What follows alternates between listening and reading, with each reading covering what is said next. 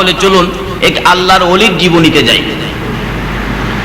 হযরতে আল্লাহর ওলি জুনায়েদ বাগদাদী রাহমাতুল্লাহ আলাইহির জীবনীতে পাবেন, উনি যখন পালোয়ান ছিলেন একজন খ্রিস্টানের বন্ধু ছিলেন। তো বন্ধুত্ব তো রয়ে গেলেন, কিন্তু নবীর প্রেম আর ভালোবাসায় জুনাইদ তো আল্লাহর ওলি হয়ে গেলেন। দেখা গেল ওই খ্রিস্টানটা তারপরেও বন্ধুত্বের টানে বন্ধুর পাশে আসে, বলতেছেন দোস্ত কালকে আমি আসতে পারবো না, আমাদের 1800 খ্রিস্টানদের পাদ্রী পীর সাহেব হুজুর আসবেন, তার নসিহত শুনবো। আচ্ছা ঠিক আছে, নসিহত শোনার জন্য কালকে আসতে পারবো না। জুনাইদ বললেন আচ্ছা তোমাদের পাদ্রী কি নসিহত করে আমি শুনবো, আমাকে নিবা? হ্যাঁ চলেন বন্ধু চলেন। তো পরদিন জুনাইদ আল্লাহর ওলি উনিও রওনা হলেন, যে দেখে 1800 খ্রিস্টান এভাবে বসে আছে আর পাদ্রী তো আসনের মধ্যে বসে আছে, জুনাইদ নিচে বসে আছে। আমার আল্লাহ বলেন যে নবীর উসিলায় কুল কায়নাত এত কিছু করলাম, এই নবীর আশেক পাগল আমার বন্ধু জুনাইদকে নিচে বসাইয়া পাদ্রী তুই উপরে বসে মাতবুরি করবি, এই সুযোগ আমি তরে দেব না, এই সুযোগ আমি তোকে দেব না। ওই বন্ধু বলতেছেন খ্রিস্টান হুজুর নসিহত করেন, আজকে একজন মেহমান আছে ওনাকে শোনাবো। কিন্তু আল্লাহ রাব্বুল আলামিন আখিরি নবীর উম্মতের সামনে খ্রিস্টানের মাতবুরি এটা যেন আল্লাহ সইতে পারতেছেন না। আল্লাহ রাব্বুল আলামিন ওই পাদ্রীর ঘেট বাল্ব বন্ধ করে দিলেন। এখানে একটা ঘেট বাল্ব আছে, এই যে দেখেন, এটা বন্ধ করে দিলেন। কিন্তু পাদ্রী যতই চেষ্টা করেন কিন্তু কোনো কথা বলতে পারতেছে না, কোনো কথাই আসতেছে না, খালি ঢুক গিলে।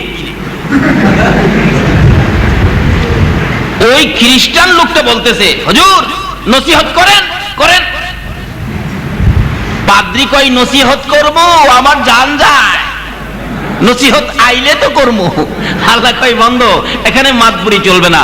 বলুন তো সকল নবী রাসূলের উম্মতের চাইতে আখিরি নবীর উম্মতের মর্যাদা কম না বেশি? তার মধ্য থেকে যারা আল্লাহর ওলি তাদের মর্যাদা, যারা নাইবে নবী তাদের মর্যাদা। আল্লাহু আকবার। নাইবে নবী একজন আলেম, রাস্তা দিয়ে হাইটে গেলে এর বরকতে 40 দিনের জন্য কবরের আযাব বন্ধ হয়ে যায়। আল্লাহর ওলি নিচে বসে আছেন কিন্তু কোনো কথাই আসতেছে না। অবশেষে আধা ঘন্টা পরে বলতেছেন এখানে কি কোনো আখিরি নবীর উম্মত আছে, এখানে মুসলমান আছে? খ্রিস্টান বলে জি আমার একজন বন্ধু আছে যার নাম জুনাইদ। জুনাইদ আছে? কে জুনাইদ? কে জুনাইদ? মাথা উঁচু করে বললেন হুজুর আমি। আজকের নসিহত ওয়াজ হবে আপনার সাথে। কি ওয়াজ? আপনি তো আখিরি নবীর উম্মত। জি, আর আমার এই সব খ্রিস্টান, আমি পাদ্রী, আপনার সাথে কথা হবে। আচ্ছা আমি শুনেছি বেহেশতের মধ্যে একটা ফলের গাছ আছে, এই ফলের গাছটা নাকি সমস্ত বেহেশতীদেরকে ফল দিতে থাকবে বেহেশতের ভিতরে ঢুকে ঢুকে। এক গাছ এত বড় ক্ষমতা কিভাবে রাখবে? এক গাছে এইভাবে সমস্ত বেহেশতের ভিতরে ঢুকবে কিভাবে? এটা তো আমার বুঝে আসে না। আর কোন প্রশ্ন আছে? আরেকটা প্রশ্ন কি, এই গাছের ফল নাকি এত মজা হবে যেটার মজা নাকি কোনোদিন কমবে না, খালি বাড়বেই। সকালে খাইলে যে মজা বিকালে খাইলে ডবল মজা। তাতে আপনার কি অভিমত? জুনাইদ বললেন জিনিসটা আমার বুঝে আসে না, কোন জিনিসের মজা এইভাবে তো দেখি না দুনিয়াতে, খালি বাড়বেই কমবে না, এক গাছ সারা বেহেশতের মধ্যে ফল দিবে, এটা কিভাবে হয় আমার বুঝে আসে না। জুনাইদ বলেন তাহলে কি এটা আপনি জানেন না? কয় না। তাহলে আমার কাছে শিখবেন? হ্যাঁ। তাইলে আপনি হইলেন ছাত্র, আমি হইলাম শিক্ষক। শিক্ষক নিচে বসে থাকবে, ছাত্র উপরে বসে থাকবে, এই শিক্ষা আমি দেই না। ব্যবস্থা করতেছেন কে? এই নবীর উম্মতের মর্যাদা বাড়াইতেছেন কে? কোরআন শরীফ কুনতুম খায়রা উম্মাতিন উখরিজাত লিন-নাস, জোরে জোরে বলুন সুবহানাল্লাহ। আজকে এই নবীর পক্ষে আমরা থাকব, আমরা বদরে যাব, প্রয়োজন হয় এই নবীর পক্ষে আমরা জীবন দেব। কি বলেন, রাজি আছেন না? ওহে নবীর আশিকান, কে হবে নবীর লাগি কুরবান? বলুন, ওহে নবীর আশিকান, কে হবে নবীর লাগি কুরবান? যার প্রেমে করলো সৃজন নিজে খোদা দু জাহান, যাহার প্রেমে করলো সৃজন নিজে খোদা দু জাহান, কে হবে নবীর লাগি কুরবান? ওহে নবীর আশিকান, কে হবে নবীর লাগি কুরবান? উহুদেতে জীবন দিল নবীর প্রেমিক হানজালা, গোসল তাহার ফরজ ছিল মাঠে খেলে প্রেম খেলা। উহুদেতে জীবন দিল নবীর প্রেমিক হানজালা, গোসল তাহার ফরজ ছিল মাঠে খেলে প্রেম খেলা। আকাশেতে গোসল দিয়ে ফেরেশতারা দিয়ে যান, কে হবে নবীর লাগি কুরবান? ওহে নবীর আশিকান, কে হবে নবীর লাগি? আসলে আগে চিনতে হবে নবীকে, তাহলে কোরআনের মহব্বত আসবে। কোরআন কি জিনিস বুঝবেন, কোরআন যে কত মায়ার জিনিস বুঝে আসবে। আগে চিনতে হবে কাকে, বলুন তো? কারণ এই নবী যদি না আসতো, এই পৃথিবী হতো না, দর্শে কোরআন হতো না, কোরআনও এই জগতে পাঠানোর কোনো প্রয়োজন ছিল না। যারা নবী চিনছে তারাই কোরআন চিনছে, যারা নবীকে নিয়ে এই সেই ব্যবহার করে তারা কোরআনের তাফসীর করতে পারে, আসলে তারা কোরআনকে মহব্বত করে। যারা নবী চিনছে, আল্লাহু আকবার। বিধর্মী বেদীন তারাও নবী চিনার পরে দ্বীনে আসছে। কি বলেন? আজকে নবী চিনে না বিদায় মুসলমান হয়েও সরাসরি দ্বীনে যাইতে পারি না। নবী দুনিয়াতে আসলেন 3 দিনের শিশু নবী। আল্লাহু আকবার। নবীর বাবা নাই, এতিম। নবীর চাচা আব্বাস, আব্বাস বলেন আমি ভাতিজা হইলো দেখতে গেলাম না, এটা কেমন কথা? ভাতিজার বাবা নাই, ভাতিজাকে কুলে নিব, আদর করব, মায়া করব, আমিই তো করব, আর কে করবে? উনি রাত্রে গেলেন নবীজিকে দেখতে, রাত্রে, গভীর রাত্রে। আব্বাস বলেন আমি গভীর রাত্রে যায়া আমেনার ঘরের দরজার পাশে দাঁড়ায়া দেখি ঘরের ভিতরে একটা পূর্ণিমার চাঁদের মতো লাইট জ্বলতেছে। তাহলে কিছুটা চিনছে। আগে চিনতে হবে নবীকে, তারপরে সব কিছু। আল্লাহ এই সিস্টেম করেছে, আগে নবীকে চিনো তাহলে সব চিনবে, আগে নবীকে চিনো তাহলে জীবন দিতে খুশি লাগবে, হাসতে হাসতে জীবনটা দিয়ে দিবে। যারা নবী চিনছে তারাই তো বদরের যুদ্ধে জীবন দিয়েছে। কি বলেন, ঠিক কিনা? প্রথম শহীদ হয়েছেন হযরতে উবাইদা রাদিয়াল্লাহু তাআলা। শহীদ হলে হযরত আলী রাদিয়াল্লাহু তাআলা আনহু উবাইদাকে কাঁধে করে নবীজির সামনে হাজির করে দিয়েছেন। উবাইদা শহীদ, নবীর প্রেমে জীবন দিয়ে নবীর সামনে গিয়ে আল্লাহর কোরআনে বলেছেন ওয়ালা তাকুলু লিমা ইউকতালু ফি সাবিলিল্লাহি আমওয়াত। আমার রাস্তায় যারা মৃত্যুবরণ করেছে তোমরা তাদেরকে মৃত্যু বলো না, তারা জীবিত, বরং তোমরা বুঝতে পারো না। নবী বলেন উবাইদা আমার সামনে এসে আমাকে প্রশ্ন করতেছেন ইয়া রাসূলুল্লাহ আমি কি শহীদ হতে পেরেছি? রাসূল বলেন আমাকে প্রশ্ন করেছে ইয়া রাসূলুল্লাহ আমি যে আপনার প্রেমে জীবন দিয়েছি আমি কি শহীদ হইতে পেরেছি? রাসূল বলেন উবাইদা তুমি শহীদ হয়েছো। এই মজা কে নেবেন? এই মজার মাঠে কে খেলবেন? আসুন আগে নবী চিনুন, তারপরে সব বুঝবেন। বলতেছিলাম বেদিন নবীর চাচা আব্বাস বলতেছেন এত সুন্দর আলু, ব্যাপারটা কি? তাকাইয়া দেখে এটা তো অন্য কোনো আলু না, এটা দিয়ে আমার ভাতিজা। বলুন নবীর সৌন্দর্য চন্দ্রের চাইতে বেশি হবে কিনা? কেন হবে না? বিজ্ঞান বলে চন্দ্রের নিজস্ব কোনো আলো নাই। চন্দ্র আলো নেই কোত্থেকে? সূর্য থেকে। আমি যদি বিজ্ঞানকে প্রশ্ন করি চন্দ্র আলো নেয় সূর্যের থেকে, সূর্য আলো পাইল কোত্থেকে? বিজ্ঞান বলবে জানি না। আমার আল্লাহ বলবেন এই সূর্য আলো নেয় আমার নবীর নূরে মুহাম্মাদির থেকে। জোরে বলে বলছো আল্লাহ।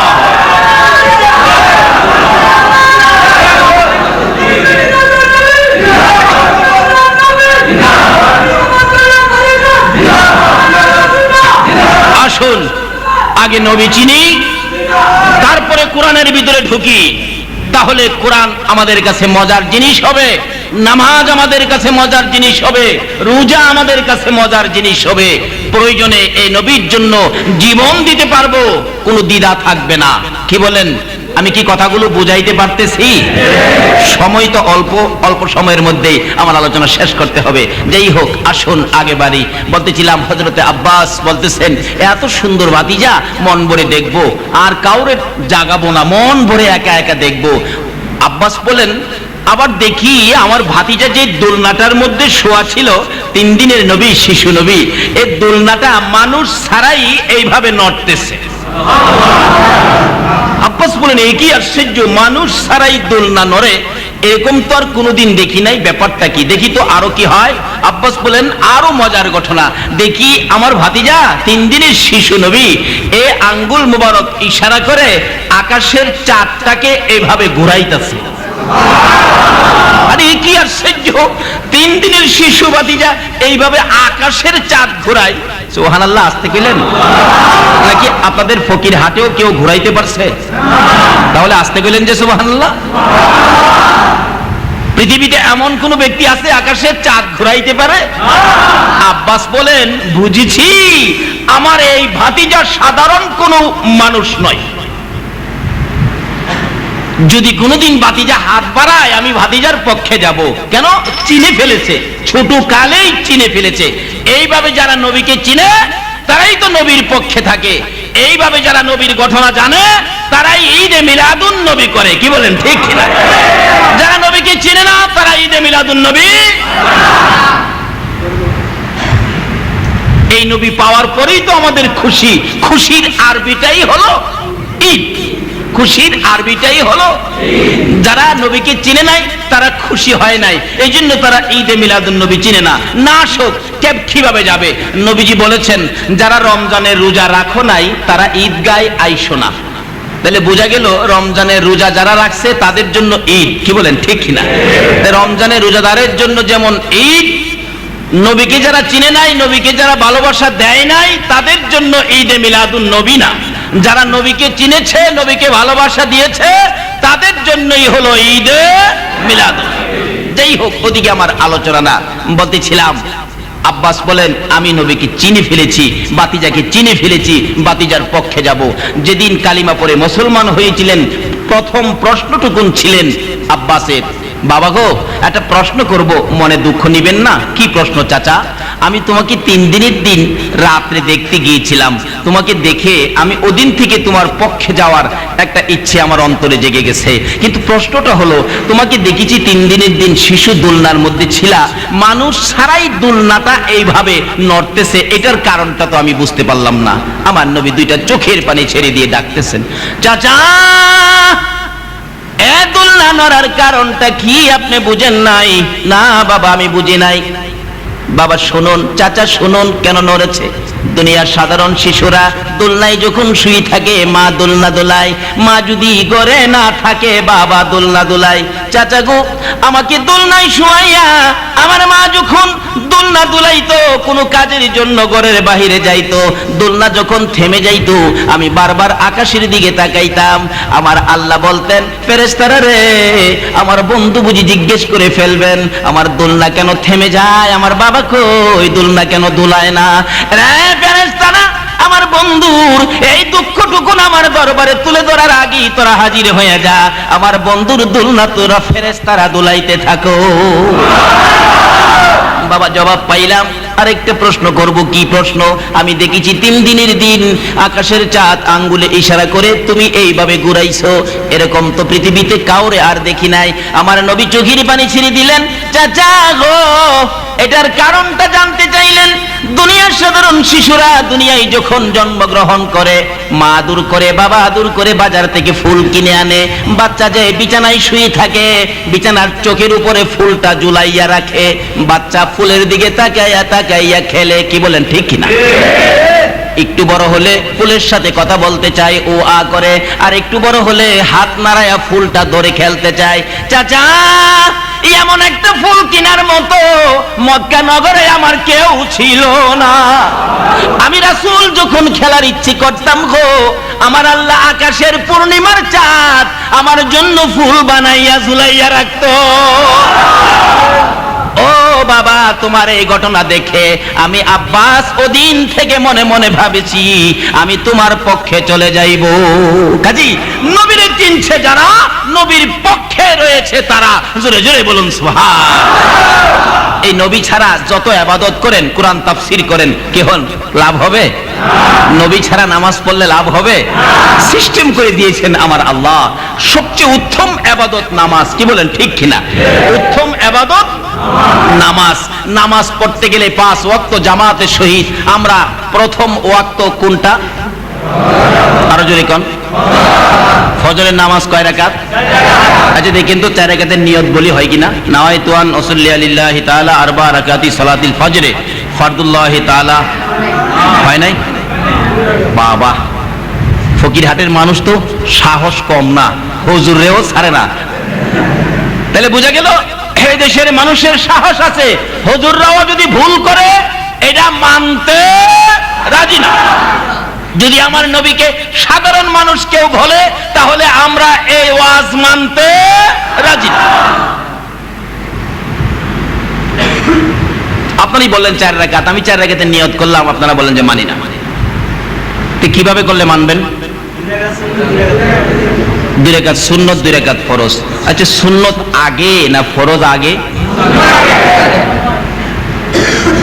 আমি আপনাদের কাছে প্রশ্ন রাখলাম, সুন্নত আগে কেন দেওয়া হলো? 5 ওয়াক্ত নামাজের প্রথম ওয়াক্ত ফজর, 4 রাকাত নামাজ মাত্র। এর মধ্যে 2 রাকাত দিলেন বন্ধুর স্মরণে, 2 রাকাত রাখলেন নিজের স্মরণে।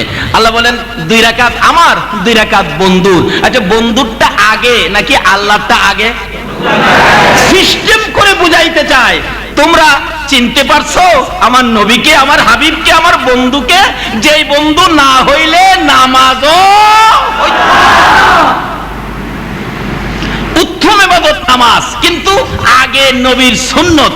আল্লাহ বলেন এই নামাজ ইবাদত কিচ্ছুই হতো না যদি আমার হাবিব না হতো। কাজী এই নামাজ যদি ইবাদত যদি তোমরা আমার কাছে কবুল করাইতে চাও তাহলে বন্ধুর স্মরণে 2 রাকাত সুন্নত দিয়ে ইবাদতে ঢুকো। আমার বন্ধু ব্যতীত নামাজও কবুল হয় না। কথাটা কি বুঝাইতে পারছি? সংক্ষেপ আলোচনার সময় কম, আসুন আগে বাড়ি। আগে নবীকে চিনেন। আসুন আল্লাহর ওলি এই কোরআন শরীফের মর্যাদা কত, দাম কত, স্বাদ কত, মজা কত। সকল বই পুস্তক 1 বার 2 বার 3 বার পড়লেই কি বলেন এটা আর ধরতে ইচ্ছা করে না। কিন্তু কোরআন শরীফ যতই পড়ে কোনো বিরক্তি আসে না। যত মজার গল্পের বই হোক 2 বার 3 বার পড়লে এটা দেখলে কি কয় এইটা আর পড়তে ইচ্ছে করে না। কিন্তু কোরআন শরীফ যতই পড়ে কি বলেন মজা কি কমছে? এটাই বুঝাইতেছিলাম কোরআনের মজা কত। আল্লাহর ওলি জুনায়েদ বাগদাদী রাহমাতুল্লাহ আলাইহি বলতেছেন আপনি যদি শিখেন তাহলে আপনি হবেন ছাত্র, আমি হব শিক্ষক। খেয়াল আসেনি কথাটা? শিক্ষক থাকবে নিচে, ছাত্র থাকবে উপরে, এটা হয় না। পাদ্রী তো জ্ঞানী মানুষ, তো চট করে নিচে চলে গেলেন। জুনায়েদ বাগদাদী রাহমাতুল্লাহ আলাইহি উপরে বসলেন। আচ্ছা কোন তো এখন পীর সাহেবের নিচে নামায়া দিল। এখন 1800 পাদ্রীর 1800 খ্রিস্টানের মেজাজ কি এখন ঠিক আছে? Hi hi hi hi hi hi hi hi. আল্লাহ কয় আমার আখিরি নবীর উম্মতের সামনে হাই হাই করবি, এছাড়া আর কিছু পাইবে না। একই করলো, একই করলো, একই করলো। আমাদের পাদ্রীরে নিচে নামাই দিল। জুনায়েদ বলেন 2টা তোমার প্রশ্ন কি জানতে চাইছিলে? 1 নম্বরে হলো এই একটা ফলের গাছ সারা বেহেশতিকে ফল দিবে, এটা কিভাবে? জুনায়েদ জবাব দিচ্ছে পাদ্রী শোনেন, আকাশে সূর্য কয়টা? পাদ্রী বলেন একটা।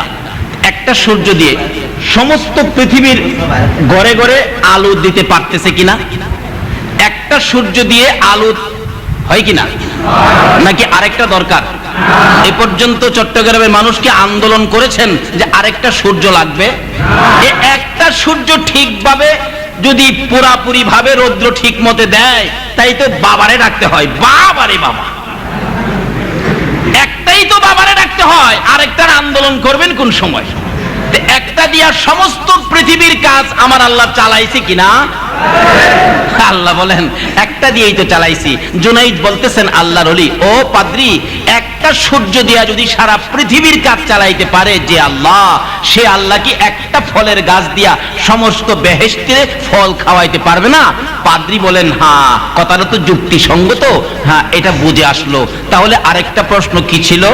এবার বলতেছেন ওই বেহেশতের খানা, ওই গাছের ফল খাইলে নাকি সকালে যে মজা, বিকালে নাকি মজা ডবল বাড়তেই থাকবে, এটার স্বাদ নাকি কমবে না? জুনাইদ বলেন হ্যাঁ অবশ্যই, যেমন বাস্তবতা বুঝতে চায়। জুনাইদ বলেন আমরা যে নামাজ পড়ি, বলুন তো 1400 বছর যাবত নামাজ পড়তেছি, নামাজ শুরু করেই আমরা প্রথম কোন সূরাটা তেলাওয়াত করি? সূরা ফাতিহা, আলহামদুলিল্লাহ। এই সূরাটা, এই যে নামাজ যেদিন থেকে আমাদের উপর ফরজ হয়েছে, নির্দেশ হয়েছে, এই যে ওদিন থেকে যে নামাজ পড়া শুরু হয়েছে, আচ্ছা বলুন তো কেউ কি এই সূরাটার প্রতি কোনো বিরক্তি আসছে? এই সূরাটা স্বাদ লাগে না, এটা পরিবর্তন করে অন্য আরেকটা সূরা পড়বো, এমন কোন ভাব, এমন কোন আলোচনা, এমন কোন সমালোচনা মসজিদে কোন জায়গায় শুনছেন কি আপনারা? তাহলে বোঝা গেল এত বছর যাবত যে সূরাটা তেলাওয়াত করতেছেন, এটা স্বাদ বুঝি এখনো কমে না। যদি স্বাদ কমতো তাহলে এটা পরিবর্তন করে আরেকটা ধরতেন। এই পর্যন্ত 1400 বছর যাবত একই সূরা প্রথমে শুরু করে দেন, বলতেও হয় না, অটোমেটিক মুখ দিয়া বাহির হয়। তাহলে বোঝা গেল এটার স্বাদ কি কমে নাই, বরঞ্চ আরো বাড়ছে। বিদায় আগে পড়ছে, আমরাও এটাই ধরছি, কেন এটার স্বাদ আছে। পাদ্রী বলেন কি ব্যাপার বলতে চাইলেন? কয় সূরা ফাতিহার স্বাদ যেমন দুনিয়াতে কমে না, বেহেশতি খাওনের স্বাদ কমে না, বরঞ্চ আরো বাড়ে। পাদ্রী বলেন জুনাইদ যুক্তিসঙ্গত জবাব দিলেন, আমার বুঝে আসছে। তাহলে আপনার কথাটা সুন্দর। অন্যরা বলতেছেন পাদ্রী আপনার দুইটা প্রশ্নের জবাব জুনাইদ দিল, আপনারে যদি কোনো প্রশ্ন জুনাইদ করে আপনি কি পারবেন? খ্রিস্টানরা বলতেছেন জুনাইদ আপনিও প্রশ্ন করেন, আমাদের পাদ্রী সাহেবও জবাব দিয়ে দিব। আল্লাহ কয় গেট বাল্ব কি? গেট বাল্ব চিনেন না? কারণ আল্লাহ নিজেই তো কোরআন শরীফে ঘোষণা দিয়েছে কুনতুম খায়রা উম্মাতিন উখরিজাত লিন-নাস। আল্লাহর কথা সত্য হবে কিনা বলুন তো? এবার সবাই বলতেছেন পিসাব পাদ্রী সাহেব আপনি প্রশ্ন করেন না। কই আমি তো দুইটা করলাম, জুনাইদের পালা। জুনাইদ বলেন আচ্ছা প্রশ্ন আপনি দুইটা করছেন, আমি একটা প্রশ্ন করব, জবাব দিবেন কি? পাদ্রী বলেন দেব দেব, জবাব দিব। খ্রিস্টানরা কই কইরা দেখেন না খালি। জুনাইদ প্রশ্ন করলেন একটা, বলুন কয়টা? বলতেছেন পাদ্রী সাহেব আপনি দুইটা প্রশ্ন করলেন জান্নাত থেকে, তাইলে বোঝা গেল জান্নাত আপনি বেশি পরিচয় বুঝি, জান্নাতটা বুঝি আপনার দেখাশোনা জানাশোনা আছে। আমি জান্নাত থেকেই একটা প্রশ্ন করব। কি প্রশ্ন? আচ্ছা বলুন তো জান্নাতের দরজায়, জানালায়, গেটে, ফিলারে কার নাম লেখা আছে? পাদ্রী খালি ডুব গিলে। খ্রিস্টানরা কই হুজুর কোন কোন? মাতবুরি কম করিস, কোত্থেকে কমু জানলে তো। জুনাইদ কই কোন না, আপনি যখন জান্নাত থেকে প্রশ্ন করছেন বলুন বলুন বলুন। কই বাবা দেহি না তো। আল্লাহর ওলি জুনাইদ বাগদাদী রাহমাতুল্লাহ আলাইহি বলেছেন প্রভু গো এই পাদ্রীকে জান্নাত দেখার শক্তি দাও। আল্লাহর ওলিদের ডাক আল্লাহ শুনে কিনা? শুনে শুনে। তাহলে ওলির পক্ষে থাকবেন, কি বলেন ঠিক কিনা? জীবন বড় স্লোগান দিলেন কোরআন সুন্নাহর আলো ঘরে ঘরে জ্বালো, কই জ্বলে না তো, আরো দলাদলি বাড়ে। কিন্তু শান্তি শৃঙ্খলাময় পরিবেশ কোরআন সুন্নাহর আলো জ্বালাইতে গেলে আরেকটা স্লোগান সাথে ফিট করুন, বেলায়েতের আলো ঘরে ঘরে ঝালো। এই বাংলার জমিনে হযরতে শাহজালাল ইয়ামিনী রাহমাতুল্লাহ আলাইহি এসে প্রথম সিলেটের জমিনে বেলায়েতের আলো জ্বলেছে, তারপরে কোরআন সুন্নাহর আলো বিলি করেছে। বেলায়েতের আলো জ্বালিয়ে কোরআন সুন্নাহর আলো হাতে দেন, তাহলে কোরআন সুন্নাহ বুঝবে, দলাদলি থাকবে না, হিংসা বিদ্বেষ থাকবে না, মারামারি ধাক্কা ধাক্কি থাকবে না। বাংলার মুসলমান নবী চিনবে, আমার আল্লাহ চিনবে। বলতেছিলাম জুনায়েদ বাগদাদী রহমাতুল্লাহ আলাইহি বলতেছেন, প্রভু গো দেন না, তার চোখের পাওয়ার বাড়িয়ে দেন না, আল্লাহর ওলিদের কথা আমার আল্লাহ শোনে কিনা। আল্লাহু আকবার। আসুন যাব আমি বদরে, তার আগে রাস্তা ক্লিয়ার করতেছি। কি বলেন? যাইতে গেলে তো রাস্তা লাগবে, তো রাস্তা কি আল্লাহর ওলিদের ডাক কিভাবে শুনে, একটা বাস্তব ঘটনা আমাদের এলাকায়। এক আল্লাহর ওলি যার নাম ছিলেন আব্দুল হেলিম হুসাইনি, মাওলানা আব্দুল হেলিম হুসাইনি। উনি আল্লাহর বড় বুজুর্গ ছিলেন, আল্লাহর একজন খাস ওলি ছিলেন। একবার দুইটা গ্রামে একটা শিমল গাছ, তুলা গাছ নিয়ে ঝগড়া। তুলা গাছ, দুই গ্রামে এইভাবে প্রস্তুত হলেন, মনে হয় যে কয়েকটা মার্ডার হয়ে যাবেন একটা গাছের জন্য।